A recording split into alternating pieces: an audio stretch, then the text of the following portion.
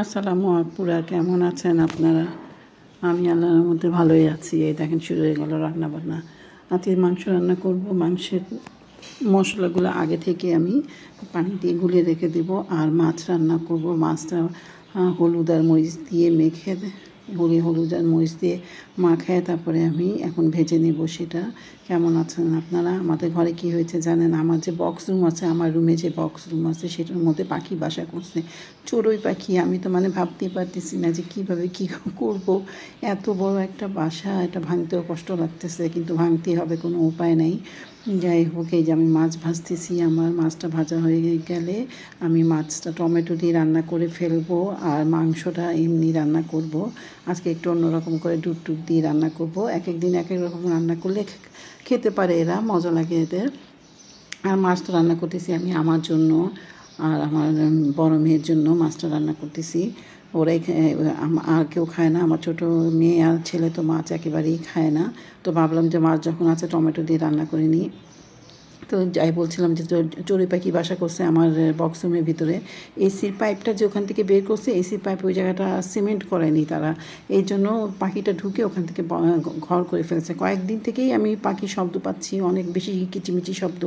বুঝতে পারতেছিলাম না যে আসলে কোথা থেকে আসতেছে, কোথা থেকে। আমি ভেবেছিলাম যে আমার উপরতলা হয়তো বা নিচনের তলা কেউ মনে পাখি পালে আপুরা, কিন্তু না। সে পরে দেখলাম যে না, আমার বক্স রুমের ভিতর থেকে শব্দ আসতেছে। আজকে খুলে দেখি যে 3-4টা বাচ্চা পাখির, চড়ুই পাখি। এখন তো একেবারে অবস্থা খারাপ, বারবার পাখিরা ঘরের ভিতরে ঢুকে যাচ্ছে।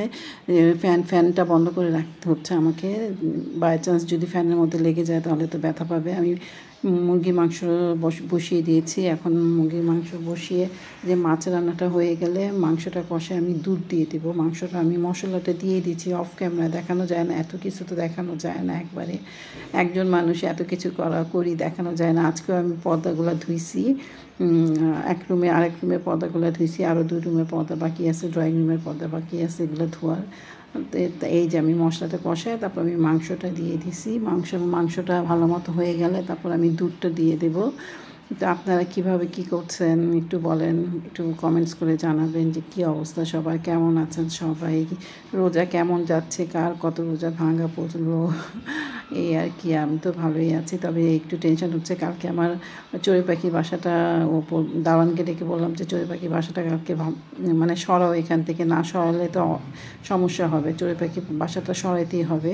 তখন কষ্ট লাগে, বাচ্চারা আছে, চড়ুই পাখির বাচ্চারা সমানে কিচিমিচি শব্দ করতেছে। এই যে আমি দুধের মধ্যে 1 চামচ চিনি দিয়ে, 1 চামচ থেকে একটু কম দিছি, দিয়ে তারপরে এখন আমি মাংসের মধ্যে ঢেলে দেবো। মাংসের মধ্যে আমি সব মশলা দিছি, আদা রসুন হলুদ মরিচ, তারপরে গরম মশলা জিরা সব কিছু দিয়ে তারপরে আমি কষি। আর পেঁয়াজটা অর্ধেক ভেজে উঠিয়ে রেখে দিয়েছিলাম, সেই পেঁয়াজটা উপর থেকে দিয়ে দেব। এই যে গরম মশলা দিচ্ছি, তারপরে আমার রান্নাটা কমপ্লিট হয়ে যাবে। এখন আমি যাব আমার এক রুমের পর্দা ধুইতে। আমার ছেলে ইউনিভার্সিটি ছিল না, কিন্তু এখন আবার ইউনিভার্সিটিতে যাচ্ছে হঠাৎ করে। ইউনিভার্সিটিতে যেতে হচ্ছে, আস্তে আস্তে কতক্ষণ লাগবে, মানে যেই জ্যাম থাকে